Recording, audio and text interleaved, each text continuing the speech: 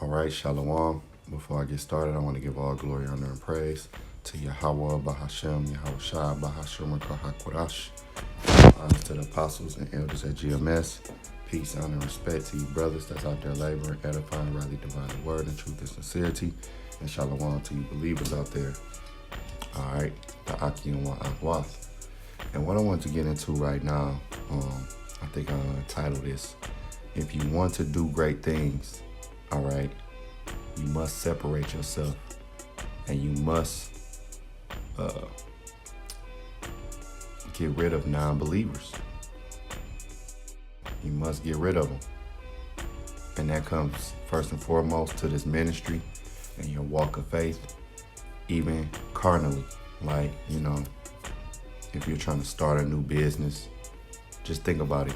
When you're trying to start something new on a carnal level, you might want to start a clothing company or art studio or whatever it is you might want to do to be an entrepreneur.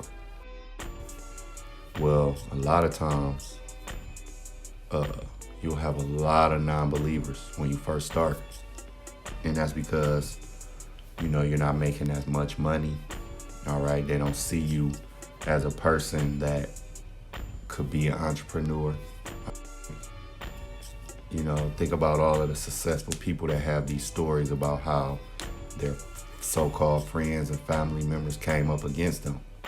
Well, it's the same thing in the ministry. You first come in, you try to tell your family and friends, the great things that you're learning, and they come up against it. They buck up against it because they don't see you as a man of the Lord. Just like carnally, they don't see you as, the best rapper alive or, being a successful business owner. All right. They don't see it at first. They don't see the money. They see you with a lot of plans. And even if you're taking action, they just don't see it. All right. Well, Yahweh Shai had to go through the same thing. And I want to start here at Luke 8, verse 49. It says, while he yet spake, there cometh one from the ruler of the synagogue's house, saying to him, thy daughter is dead, trouble not the master. But when Yahushua heard it, he answered him and said, fear not, believe only. He said, fear not, believe only. And that's what I got to do, you got to do, all right, is believe only. Believe in Yahweh, Bahashem Yahushua, that he's in control and he got us. And she shall be made whole. Verse 51, and when he came into the house, he suffered no man to go in, save Peter and James and John and the father and the mother of the maiden. So right there, he made a separation. He took men he could trust, including the parents. And that's what you got to do on your journey. You got to take people that you can trust. And sometimes that it's only just you. Again, I'm referring a lot in the carnal aspect of trying to start a business or do something like that. Maybe you was trying to have a rap or a singing career, prior to this ministry, where you seen this type of activity firsthand. And again, it's countless celebrities that have stories of non-believers. So Yahushua just took his trusted men. He took Peter, James, and John, and then the father and the mother of the maiden. Verse 52, and all wept and bewailed her. But he said, weep not, she is not dead, but sleepeth. And they laughed him to scorn, knowing that she was dead. And he put them all out. See, he put them all out. Now he separated himself. He put everybody out. Why? Because of their unbelief. Their unbelief would have messed it up. Just like in your walk, people with their unbelief could rattle you. You know what I'm saying? In this ministry, things people say, the way people act towards you, it could kind of rattle you and mess up the spirit. Again, just like on with your business or whatever it is you were doing, you might have noticed that being around those unbelievers and those doubtful people, you didn't want to be around them because it dampened the mood. You was in the spirit of prevailing and getting a victory, and they was just in the spirit of tearing you down in non-belief, and it don't mix. So verse 54, and he put them all out. See, if we want to do great things in this ministry, people got to go. Family, friends, all right? Sometimes even your mate, all right? But, if your mate is pleased to dwell with, then, hey, I'm not telling you to get a divorce or nothing like that. But, sometimes you just got to have that separate time. He put them all out and took her by the hand and called, saying, Maid, arise. And her spirit came again, and she arose straightway, and he commanded to give her meat. See? So he put them all out. And Yahweh Shah having that ultimate faith, that ultimate belief, because why? He come from the Father. He know what the Father can do, and he know the power that he had that was given to him from the Father. So he knew what he can do, but he still yet had to put them out so it wouldn't just mess up the vibe, basically. And when he said maid arise, what? Her spirit came again, meaning she was brought, back. She was woke up, because he said, hey, she was just asleep. She ain't dead. Because obviously if she was gone, she would have been in the spirit world, and he probably wouldn't have, brought her back from the spirit world, because that was just what was supposed to happen. She was supposed to go back to the Father, but she was just asleep. Maybe she was in a coma, something like that. But the key wording in verse 54 was he put them all out. All right, and again, you have to separate yourself. In the world, it's things that you might be trying to accomplish. Whether you're trying to move to a new place, you're trying to get a better job, to boost your finances. All right, there's nothing wrong with that. Or just you want more reading and studying time. All right, you want to be more on fire in the spirit, and you might have naysayers around you, and you got to put them out the best way you can. Whether you can literally put them out your home. All right, I mean, you don't want to do nothing crazy, put somebody to the streets, but sometimes you got to separate, spiritually from people. You got to just separate yourself. All right, even if people around you are close, man. This is very, very key. I learned this while trying to build my businesses. Like, you have to separate yourself even from your closest friends, because they might not believe, they might not see you. They remember you coming up, so they just like, oh, that's little Johnny, man. He, and matter of fact, let me get that, because Yahweh Shah dealt with that. And when I read this, I was like, wow, it resonated with me. Yahweh Shah went through all these things, man. It's great, great stories in the Bible, man. It's a story for everything that we go through in life. So when you go to Matthew 13 and 53, it says, and it came to pass that when Yahweh Shah had finished these parables, he departed thence.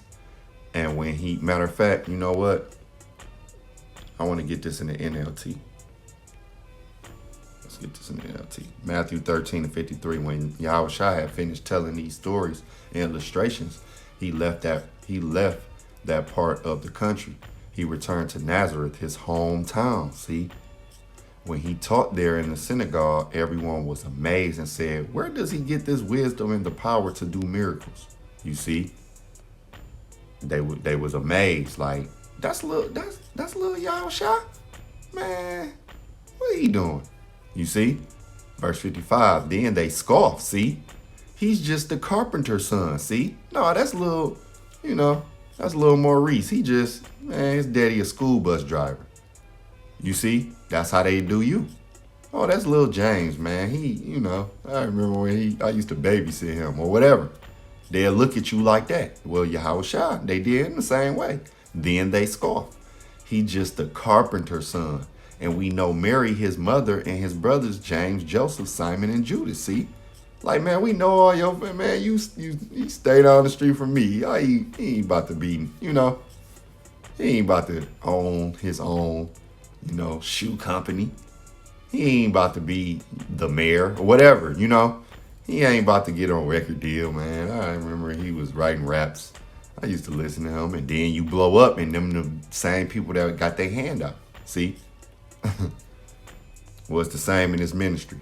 When you tell them things according to the scriptures, they don't see you as a man of the Lord. Or even for you sisters, you might try to explain stuff to your best friend, your sister, your brother.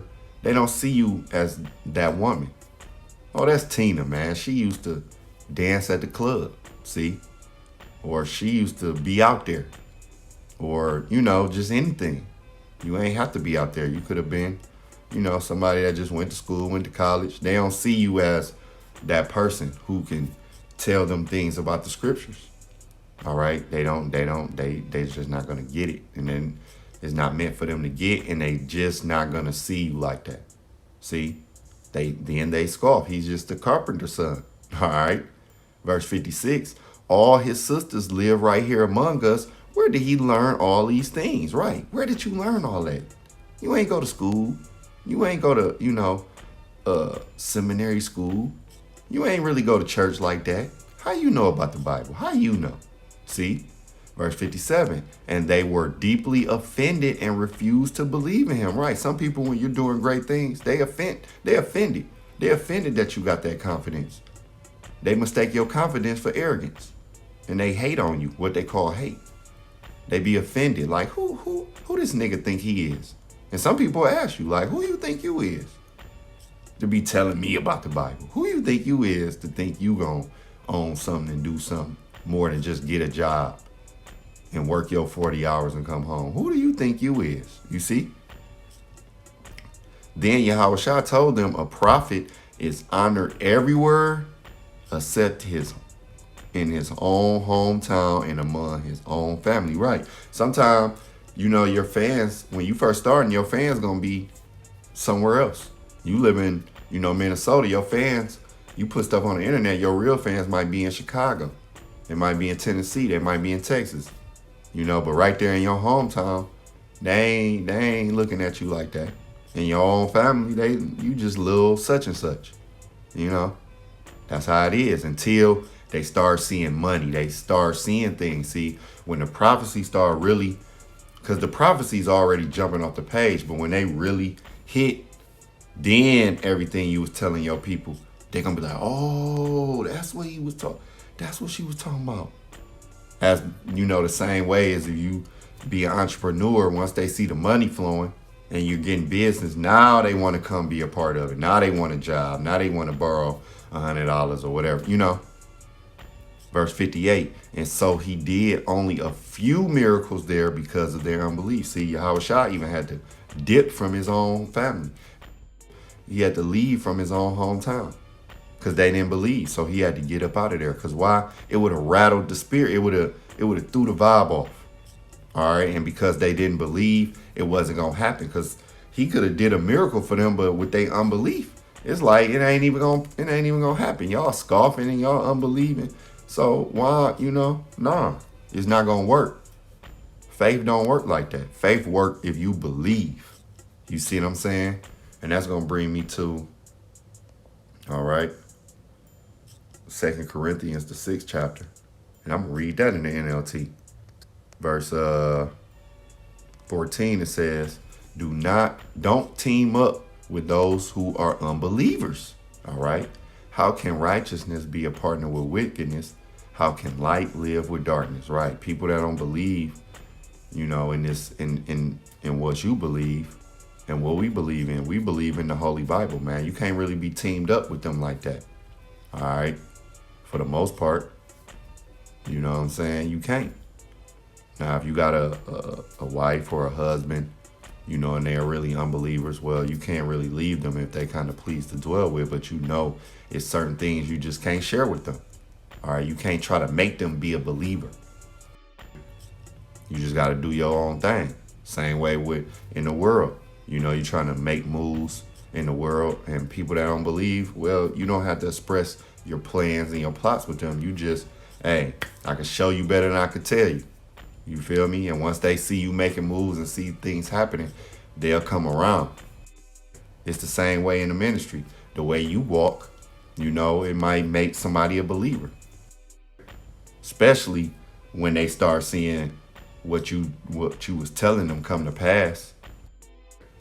Because a lot of times people, again, they got to see it to believe it. They don't have that faith. And faith is a gift. But without faith, what? You can't please the Most High. And faith is things that you can't see. Matter of fact, let's get that. Because if I tell you I'm gonna pay you $50 and then you see the $50 in a glass jar, you don't really have to have faith. But if you don't see it, then you gotta go off my word. What's that? Hebrews 12 or 11? Yep, Hebrews 11:1. Now faith is the substance of things hoped for, the evidence of things not seen. All right. So faith is the substance of things hoped for. We prisoners of hope. We hope we get delivered. We hope we in 144,000. We hope we the elect. And that's why we got faith, man, because of his word. We got faith because we believe in his word. We believe what the Heavenly Father, is saying in his book, man. So back in 2 Corinthians 6, verse 15, what harmony can there be between Hamashiach and the devil? How can a believer be a partner with an unbeliever? And what union can there be between the Most High's temple and idols? For we are the temple of the living power. As the Most High said, I will live in them and walk among them. I will be their power and they will be my people. Therefore come out from among unbelievers, Slakia, and separate yourselves from them, saith the Lord. So the Lord told us to come from among them unbelievers, man. Separate yourself. That's in the spirit and that's carnally, man. That's in this world when you're doing things as well as in the spirit. You gotta separate. You gotta separate. That's a key. I did a lesson like that. That separation is key. You know what I'm saying? It's paramount in this ministry, but it's also paramount in your day-to-day life, man. So that's pretty much the point. Lord willing, this was uplifting and edifying. To the next lesson. Shalom.